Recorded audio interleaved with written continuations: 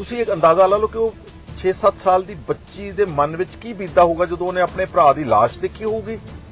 ਉਹਦੇ ਨਾਲ ਹੋਇਆ ਦੁਰਵਿਵਹਾਰ ਔਰ ਜੋ ਬਲਾਤਕਾਰ ਔਰ ਫਿਰ ਉਹਦਾ ਅਲਟੀਮੇਟਲੀ ਕਤਲ 5 ਸਾਲ ਦੇ ਬੱਚੇ ਨੂੰ ਤਾਂ ਕੁਝ ਪਤਾ ਹੀ ਨਹੀਂ ਹੁੰਦਾ। ਸੀਨੀਅਰ ਕਾਂਗਰਸੀ ਆਗੂ ਅਤੇ ਭੁਲੱਥ ਤੋਂ ਵਿਧਾਇਕ ਸੁਖਪਾਲ ਸਿੰਘ ਖਹਿਰਾ ਨੇ ਅੱਜ ਹੁਸ਼ਿਆਰਪੁਰ ਵਿੱਚ ਘਟਿਤ ਉਸ ਦਿਲ ਦਹਿਲਾ ਦੇਣ ਵਾਲੀ ਘਟਨਾ ਦੀ ਕੜੀ ਨਿੰਦਾ ਕੀਤੀ, ਜਿਸ ਵਿੱਚ ਇੱਕ 5 ਸਾਲਾ ਮਾਸੂਮ ਬੱਚੇ ਨਾਲ ਇੱਕ ਪ੍ਰਵਾਸੀ ਮਜ਼ਦੂਰ ਵੱਲੋਂ ਬੇਰਹਿਮੀ ਨਾਲ ਦੁਰਵਿਵਹਾਰ ਕਰਕੇ ਕਤਲ ਕਰ ਦਿੱਤਾ ਗਿਆ।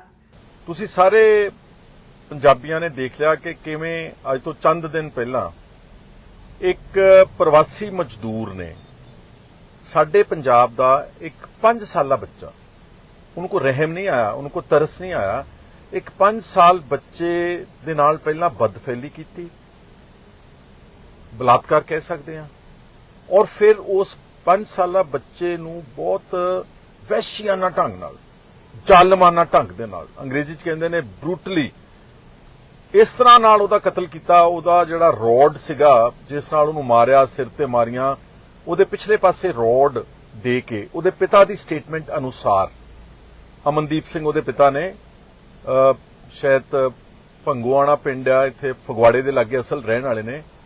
ਤੁਸੀਂ ਸਾਰਿਆਂ ਨੇ ਉਹਦੀ ਇੰਟਰਵਿਊਜ਼, ਉਹਦੀ ਛੋਟੀ ਜੀ ਬੱਚੀ ਦੇ ਜਜ਼ਬਾਤੀ ਬਿਆਨ ਸੁਣੇ ਕਿ ਮੈਂ ਉਸ ਪ੍ਰਵਾਸੀ ਨੂੰ ਆਪ ਖੁਦ ਆਪਣੇ ਹੱਥਾਂ ਨਾਲ ਮਾਰਨਾ ਚਾਹੁੰਦੀ। ਤੁਸੀਂ ਇੱਕ ਅੰਦਾਜ਼ਾ ਲਾ ਲਓ ਕਿ ਉਹ 6-7 ਸਾਲ ਦੀ ਬੱਚੀ ਦੇ ਮਨ ਵਿੱਚ ਕੀ ਬੀਤਦਾ ਹੋਊਗਾ ਜਦੋਂ ਉਹਨੇ ਆਪਣੇ ਭਰਾ ਦੀ ਲਾਸ਼ ਦੇਖੀ ਹੋਊਗੀ। ਉਹਦੇ ਨਾਲ ਹੋਇਆ ਦੁਰਵਿਵਹਾਰ और जो बलात्कार और फिर ਉਹਦਾ ਅਲਟੀਮੇਟਲੀ ਕਤਲ 5 ਸਾਲ ਦੇ ਬੱਚੇ ਨੂੰ ਤਾਂ ਕੁਝ ਪਤਾ ਹੀ ਨਹੀਂ ਹੁੰਦਾ। ਖਹਿਰਾ ਨੇ ਕਿਹਾ ਕਿ ਇਹ ਘਟਨਾ ਮਨੁੱਖਤਾ ਤੇ ਕਾਲਾ ਧੱਬਾ ਹੈ ਅਤੇ ਪੰਜਾਬ ਦੀ ਲਾਅ ਐਂਡ ਆਰਡਰ ਸਥਿਤੀ ਦੀ ਬੱਤਰ ਤਸਵੀਰ ਪੇਸ਼ ਕਰਦੀ ਹੈ। ਉਹਨਾਂ ਨੇ ਡੂੰਘਾ ਦੁੱਖ ਪ੍ਰਗਟ ਕਰਦਿਆਂ ਪਰਿਵਾਰ ਨਾਲ ਹਮਦਰਦੀ ਜ਼ਾਹਰ ਕੀਤੀ। ਇਹ ਜਿੰਨੀ ਇਹਦੀ ਨਿੰਦਾ ਕੀਤੀ ਜਾ ਸਕੇ, ਜਿੰਨੀ ਇਹਦੀ ਮਤਲਬ ਰੱਜ ਕੇ ਇਸ ਦੀ ਨਿਖੇਧੀ ਕੀਤੀ ਜਾ ਸਕੇ। ਇੱਕ ਤਾਂ ਇਹ ਆਪਾਂ ਸਾਰੇ ਕਰਦੇ ਆ, ਪਿਛਲੇ ਦਿਨਾਂ ਤੋਂ ਮੈਨੂੰ ਬਹੁਤ ਸੁਣਿਆ, ਇਹ ਬਹੁਤ ਲੋਕਾਂ ਨੇ ਵਰਲਡ ਵਾਈਡ ਮੈਨੂੰ ਮੈਸੇਜ ਦਿੱਤੇ ਕਿ ਇਹ ਬਹੁਤ ਇੰਪੋਰਟੈਂਟ ਇਸ਼ੂ। ਮੈਂ ਅੱਜ ਉਹਨਾਂ ਦੇ ਘਰ ਜਾਣਾ ਸੀਗਾ, ਫਗਵਾੜੇ ਦੇ ਲਾਗੇ ਉਹਨਾਂ ਦਾ ਪਿੰਡ ਹੈ, ਲੇਕਿਨ ਅੱਜ ਉਹਦੀਆਂ ਅਸਥੀਆਂ ਲੈ ਕੇ ਗਏ ਨੇ ਕੀਰਤਪੁਰ ਸਾਹਿਬ। ਕੱਲ ਉਹਨਾਂ ਨੇ ਜਿਹੜਾ ਉਹਨਾਂ ਦਾ ਇੱਕ ਛੋਟੇ ਲੈਵਲ ਦੇ ਉੱਤੇ ਜਾਂ ਜਿੱਦਾਂ ਉਹਨਾਂ ਨੇ ਆਪਣੇ ਪਰਿਵਾਰਕ ਤੌਰ ਦੇ ਉੱਤੇ ਵਿਚਾਰਿਆਂ ਨੇ ਉਹਦਾ ਭੋਗ ਪਾਇਆ ਬੱਚੇ ਦਾ, ਔਰ ਅੱਜ ਉਹ ਕੀਰਤਪੁਰ ਅਸਥੀਆਂ ਲੈ ਕੇ ਗਏ ਨੇ। ਮੈਂ ਉਹਨਾਂ ਨੂੰ ਹੁਣ, ਕਿਉਂਕਿ ਅੱਜ ਤਾਂ ਲੇਟ ਮਾਰਨਿੰਗ ਹੈ, ਮੈਂ ਕੱਲ ਸਵੇਰੇ ਉਹਨਾਂ ਦੇ ਘਰ ਜਾਊਂਗਾ, ਉਹਨਾਂ ਨਾਲ ਇੱਕ ਇੱਕ ਗੱਲ ਪੁੱਛੂੰਗਾ, ਇੱਕ ਇੱਕ ਗੱਲ ਉਹਨਾਂ ਦੀ ਸਮਝ ਕੇ ਤੇ ਫਿਰ ਅਗਲੀ ਬਣਦੀ ਕਾਰਵਾਈ, ਕਿਉਂਕਿ ਅਸੀਂ ਚੁੱਪ ਨਹੀਂ ਰਹਿ ਸਕਦੇ। ਖਹਿਰਾ ਨੇ ਕਿਹਾ ਕਿ ਇਸ ਤਰ੍ਹਾਂ ਦੇ ਦਰਿੰਦਗੀ ਭਰੇ ਜੁਰਮ ਇਸ ਗੱਲ ਨੂੰ ਵੀ ਉਜਾਗਰ ਕਰਦੇ ਹਨ ਕਿ ਪੰਜਾਬ ਵਿੱਚ ਬੇਕਾਬੂ ਹੋ ਰਹੇ ਗੈਰ ਪੰਜਾਬੀਆਂ ਦੇ ਆਵਾਜਾਈ ਅਤੇ ਟਿਕਾਣਿਆਂ ਨੂੰ ਰੋਕਣ ਲਈ ਤੁਰੰਤ ਕਾਨੂੰਨੀ ਕਦਮ ਚੁੱਕਣੇ ਲਾਜ਼ਮੀ ਹਨ। ਉਹਨਾਂ ਨੇ ਕਿਹਾ ਕਿ ਪੰਜਾਬ ਨੂੰ ਹਿਮਾਚਲ ਪ੍ਰਦੇਸ਼ ਅਤੇ ਉੱਤਰਾਖੰਡ ਵਾਂਗ ਤੁਰੰਤ ਉਹ ਕਾਨੂੰਨ ਚਾਹੀਦਾ ਹੈ ਜੋ ਬਾਹਰੀ ਲੋਕਾਂ ਨੂੰ ਪੰਜਾਬ ਵਿੱਚ ਜ਼ਮੀਨਾਂ ਦੇ ਮਾਲਕ ਬਣਨ, ਵੋਟਰ ਬਣਨ ਜਾਂ ਸਰਕਾਰੀ ਨੌਕਰੀਆਂ ਹਾਸਲ ਕਰਨ ਤੋਂ ਰੋਕਦਾ ਹੋਵੇ। ਉਹਨਾਂ ਨੇ ਕਿਹਾ ਕਿ ਕੇਵਲ ਇਸੇ ਕਦਮ ਦੇ ਰੱਖਿਆਤਮਕ ਕਾਨੂੰਨ ਪੰਜਾਬ ਦੀ ਵਿਲੱਖਣ ਪਹਿਚਾਣ, ਸੱਭਿਆਚਾਰ ਅਤੇ ਹੱਕਾਂ ਦੀ ਰੱਖਿਆ ਕਰ ਸਕਦੇ ਹਨ। ਅੱਜ ਤੋਂ 50 ਸਾਲ ਤੋਂ ਵੀ ਜ਼ਿਆਦਾ ਪਹਿਲਾਂ ਇੱਕ ਦੂਰਅੰਦੇਸ਼ ਲੀਡਰ ਨੇ ਇੱਕ ਲਾਅ ਬਣਾਤਾ ਹਿਮਾਚਲ ਪ੍ਰਦੇਸ਼, ਉਹਨੂੰ ਕਹਿੰਦੇ ਨੇ ਹਿਮਾਚਲ ਪ੍ਰਦੇਸ਼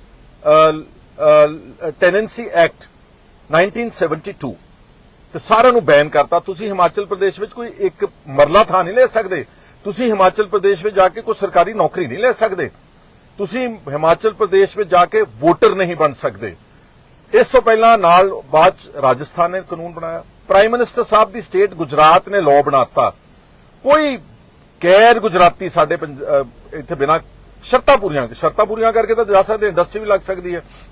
ਅੱਛਾ, ਮੈਨੂੰ ਪੰਜਾਬ ਤੇ ਅਫਸੋਸ, ਤਰਸ ਤੇ ਰੰਜ ਆਉਂਦਾ ਕਿ ਯਾਰ ਆਪਾਂ ਏਡੇ ਨੇ ਹੱਥੇ ਆ ਕਿ ਸਾਡੀ ਵਿਧਾਨ ਸਭਾ 117 ਮੈਂਬਰ ਦੀ ਇਹੀ ਗੱਲ ਨਹੀਂ ਸਮਝ ਪਾ ਰਹੀ ਕਿ ਸਾਨੂੰ ਵੀ ਇਹ ਲਾਅ ਚਾਹੀਦਾ ਵਾ ਜਿਹਦੇ ਨਾਲ ਅਸੀਂ ਗੈਰ ਪੰਜਾਬੀਆਂ ਨੂੰ, ਪੰਜਾਬ ਦੀ ਜਿਹੜੀ ਇਹ ਏਡੇ ਵੱਡੇ ਪੱਧਰ ਦੇ ਉੱਤੇ ਇੱਕ ਆਬਾਦੀ ਦਾ ਸੰਤੁਲਨ ਵਿਗੜ ਰਿਹਾ, ਜਿਹਨੂੰ ਅੰਗਰੇਜ਼ੀ ਚ ਕਹਿੰਦੇ ਡੈਮੋਗ੍ਰਾਫਿਕ ਸਿਚੁਏਸ਼ਨ ਇੰਬੈਲੈਂਸ ਹੋ ਰਹੀ ਆ।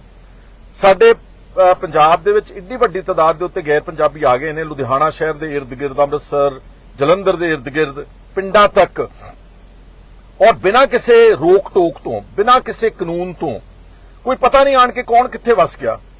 ਇਸ ਮੁੱਦੇ ਤੇ ਆਪਣੇ ਲਗਾਤਾਰ ਯਤਨਾਂ ਨੂੰ ਉਜਾਗਰ ਕਰਦਿਆਂ ਖਹਿਰਾ ਨੇ ਯਾਦ ਦਿਵਾਇਆ ਕਿ ਉਹਨਾਂ ਨੇ ਜਨਵਰੀ 2023 ਵਿੱਚ ਪੰਜਾਬ ਵਿਧਾਨ ਸਭਾ ਦੇ ਸਪੀਕਰ ਕੋਲ ਇੱਕ ਪ੍ਰਾਈਵੇਟ ਮੈਂਬਰ ਬਿੱਲ ਪੇਸ਼ ਕੀਤਾ ਸੀ, ਜਿਸ ਰਾਹੀਂ ਪੰਜਾਬ ਲਈ ਇਸ ਤਰ੍ਹਾਂ ਦੀ ਕਾਨੂੰਨੀ ਰੱਖਿਆ ਦੀ ਮੰਗ ਕੀਤੀ ਗਈ ਸੀ। ਔਰ ਇਸ ਹਮਲੇ ਨੂੰ ਰੋਕਣ ਵਾਸਤੇ ਮੈਂ 2023 ਵਿੱਚ ਜਨਵਰੀ 2023 ਵਿੱਚ ਸਪੀਕਰ ਕੁਲਤਾਰ ਸਿੰਘ ਸੰਧਵਾ ਦੇ ਅੰਦਰ ਦਫ਼ਤਰ ਜਾ ਕੇ ਨਾਲ ਮੇਰੇ ਗਏ ਉਸ ਵਕਤ ਅੱਜ ਵੀ ਹਨ ਲੀਡਰ ਆਫ ਆਪੋਜੀਸ਼ਨ ਪ੍ਰਤਾਪ ਸਿੰਘ ਬਾਜਵਾ, ਇੱਕ ਮੇਰੇ ਨਾਲ ਕਾਂਗਰਸ ਦੇ ਐਮਐਲਏ ਕੇ ਸਰਦਾਰ ਸੁਖਵਿੰਦਰ ਸਿੰਘ ਸੁਖ ਸਰਕਾਰੀਆ ਰਾਜਾ ਸੰਸੀ ਤੋਂ, ਇੱਕ ਐਮਐਲਏ ਹੋਰ ਮੇਰੇ ਨਾਲ ਸ਼ਾਇਦ ਗਏ ਸੀਗੇ। ਅਸੀਂ ਜਾ ਕੇ ਸਪੀਕਰ ਨੂੰ ਪਹਿਲਾਂ ਮਿਲੇ ਔਰ ਸਪੀਕਰ ਨੂੰ ਪਹਿਲਾਂ ਉਹਦੀ ਦਲੀਲ ਸਮਝਾਈ ਕਿ ਜਿਹੜਾ ਮੈਂ ਇੱਕ ਪ੍ਰਾਈਵੇਟ ਮੈਂਬਰ ਬਿੱਲ ਤੁਹਾਨੂੰ ਦੇਣ ਆਇਆ ਵਿਧਾਨ ਸਭਾ ਦੇ ਵਿੱਚ ਰੱਖਣ ਵਾਸਤੇ, ਉਹਦਾ ਮਕਸਦ ਕੀ ਆ। ਦੋਸਤੋ, ਤੁਸੀਂ ਅੱਛੀ ਤਰ੍ਹਾਂ ਜਾਣਦੇ ਹੋ ਕਿ ਸਾਰੇ ਦੇਸ਼ ਵਿੱਚ ਕਈ ਸੂਬਿਆਂ 'ਚ ਇਹ ਲਾਅ ਬਣਿਆ ਹੋਇਆ ਵਾ, starting from Himachal Pradesh 1972 the law ਬਣਾਇਆ। ਡਾਕਟਰ ਵਾਈ.ਐਸ. ਪਰਮਾਰ ਚੀਫ ਮਿਨਿਸਟਰ ਸੀਗੇ ਉੱਥੇ।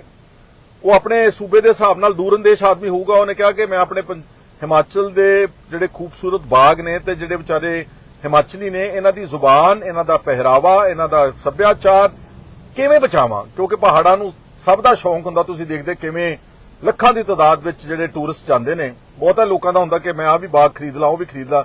ਉਹਨਾਂ ਨੇ ਮੰਗ ਕੀਤੀ ਕਿ ਆਮ ਆਦਮੀ ਪਾਰਟੀ ਦੀ ਸਰਕਾਰ ਅਤੇ ਮੁੱਖ ਮੰਤਰੀ ਭਗਵੰਤ ਮਾਨ ਤੁਰੰਤ ਇਹ ਬਿੱਲ ਲਿਆਉਣ ਅਤੇ ਪਾਸ ਕਰਨ ਤਾਂ ਜੋ ਪੰਜਾਬ ਦੀ ਪਹਿਚਾਣ ਨੂੰ ਖਤਮ ਹੋਣ ਤੋਂ ਬਚਾਇਆ ਜਾ ਸਕੇ। ਖਹਿਰਾ ਨੇ ਚੇਤਾਵਨੀ ਦਿੱਤੀ ਕਿ ਜੇਕਰ ਸਮੇਂ ਤੇ ਕਦਮ ਨਾ ਚੁੱਕੇ ਗਏ ਤਾਂ ਪੰਜਾਬ ਨੂੰ ਆਪਣੇ ਸਮਾਜਿਕ, ਸੱਭਿਆਚਾਰਕ ਅਤੇ ਰਾਜਨੀਤਿਕ ਢਾਂਚੇ ਤੇ ਨੁਕਸਾਨ ਦਾ ਸਾਹਮਣਾ ਕਰਨਾ ਪਵੇਗਾ। ਉਹਨਾਂ ਨੇ ਵਾਅਦਾ ਕੀਤਾ ਕਿ ਉਹ ਵਿਧਾਨ ਸਭਾ ਅੰਦਰ ਅਤੇ ਬਾਹਰ ਆਪਣੀ ਆਵਾਜ਼ ਉਠਾਉਂਦੇ ਰਹਿਣਗੇ ਤਾਂ ਜੋ ਹੁਸ਼ਿਆਰਪੁਰ ਦੇ ਪੀੜਤ ਪਰਿਵਾਰ ਨੂੰ ਇਨਸਾਫ ਮਿਲੇ ਅਤੇ ਪੰਜਾਬ ਦੇ ਲੰਮੇ ਸਮੇਂ ਦੇ ਹਿੱਤ ਸੁਰੱਖਿਅਤ ਰਹਿਣ। ਮੈਂ ਪੁੱਛਣਾ ਚਾਹੁੰਦਾ ਸਪੀਕਰ ਤੇ ਭਗਵੰਤ ਮਾਨ ਨੂੰ ਕਿ ਤੁਹਾਡੇ ਤੇ ਕੋਈ ਪ੍ਰੈਸ਼ਰ ਕਿਹੜਾ, ਤੁਸੀਂ ਲੋਕਾਂ ਨੂੰ ਦੱਸੋ ਕਿ ਤੁਹਾਡੇ ਤੇ ਪ੍ਰੈਸ਼ਰ ਹੈ। ਕੇਜਰੀਵਾਲ ਤੇ ਸਿਸੋਡੀਆ ਨਹੀਂ ਬਿੱਲ ਬਣਾਉਣ ਦਿੰਦੇ, ਕਿਉਂਕਿ ਇਸ ਵਕਤ ਜੋ ਨਜ਼ਰ ਆ ਰਿਹਾ ਕਿ ਸਰਕਾਰ ਸਾਰੀ ਉਹਨਾਂ ਦੇ ਕੰਟਰੋਲ 'ਚ ਆ, ਤੁਹਾਡੇ ਕੰਟਰੋਲ 'ਚ ਨਹੀਂ ਗੀ।